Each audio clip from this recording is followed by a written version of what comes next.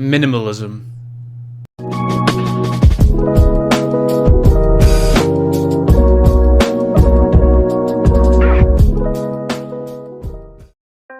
Do you get it? Because it's like a minimalist intro. Yeah, do you see how shit that was? Minimalism is defined by Wikipedia as an art movement that began in post-World War II Western art, most strongly with American visual arts in the 1960s and early 1970s. Minimalism is defined by Urban Dictionary with a joke just about as bad as the one I started this video with. And minimalism, defined by my own personal FoundedScarab dictionary, is the worst trend of the 21st century.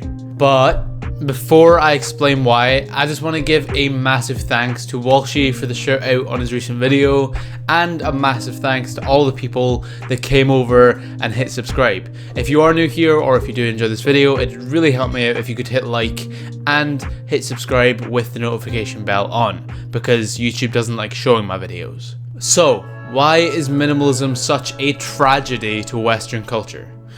Well, to be honest, that's an exaggeration, because I do very much like to exaggerate my points to try and get a message across. But nonetheless, I don't think that the industry trend towards simplistic, minimalist, and uninspired logos is exactly ideal. Let's begin with maybe the most egregious case of them all, and surprisingly it comes from designer clothing labels, something that if you've seen my hoodie collection, you'd probably know I'm not too acquainted with.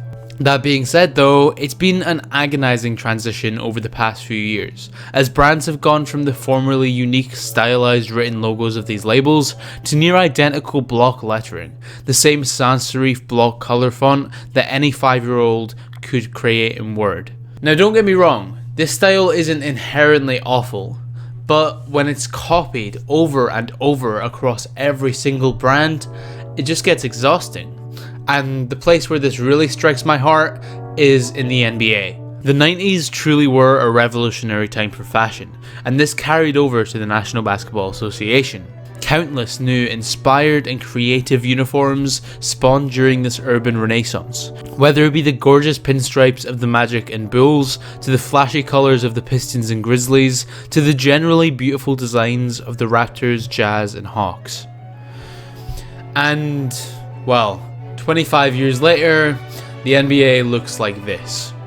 Gone are the days of unique variety, as creative jersey design has been relegated to limited edition uniforms designed to continue profiting largely off of copies of the old designs, eliminating all interesting base uniforms and replacing nearly all of them with bold, sans serif text over a block color background, removing so much of the variety, so much of the team pride that came with the unique jerseys of the 90s.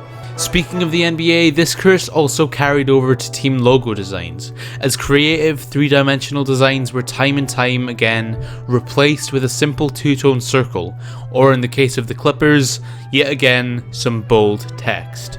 This adoration for 2-dimensional circles was also adopted by many a web browser, with the likes of Firefox, Safari and Chrome all slowly removing any sense of pop, any kind of third dimension from their logos, replacing intricately detailed 3D icons with, again, uninspired block color geometry. To reinforce, this 2-dimensional dullness isn't terrible on its own, but when it does appear everywhere you look, well, it'd be nice to spice things up a little bit.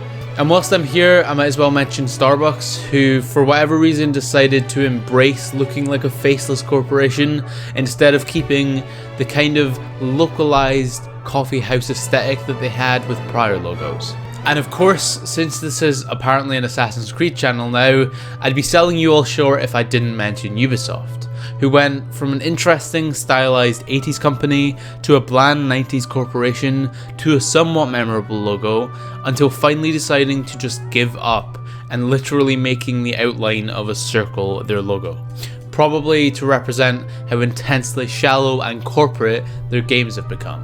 At the end of the day, you might all be thinking, why is this guy ranting about company logos? It's such a minor thing, right? Well, I think the fact that it's so minor is kind of the reason that it's so important. These logos, these insignias, usually represent little more than a board of directors pushing out products for the general public to rampantly consume. Their entire purpose is to create a consumer recognition, essentially manipulating the buyer into trusting their product. But to me, they do a bit more.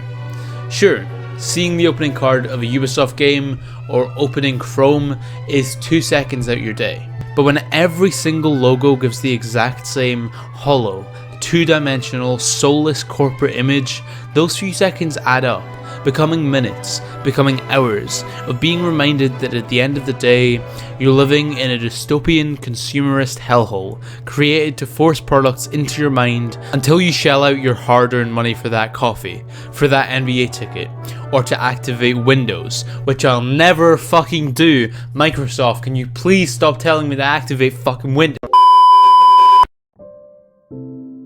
Logos, marketing, they do make a difference. Would you rather be bombarded by soulless bold letters all day, or step onto a high street filled with creative and unique art, truly designed to spark your mind? Hell, I know I would. But at the end of the day, this whole rant, this whole video essay, it might end up just being completely pointless. Because realistically, the impact it's going to have on these companies is very minimal. Thanks for watching this video. It's a bit of a shorter one, a bit of a different one, but I do have a longer retrospective on Arkham Asylum coming out this Sunday, so if you're interested in that, make sure to subscribe and hit the notification bell so you don't miss it. Also, if you enjoyed the video, it'd really help me out if you could hit like, and feel free to comment down below and tell me what you think of the video, because I do read every single comment. With all that being said, I've been Joe, aka FoundedScarab, and I'll see you in the next one.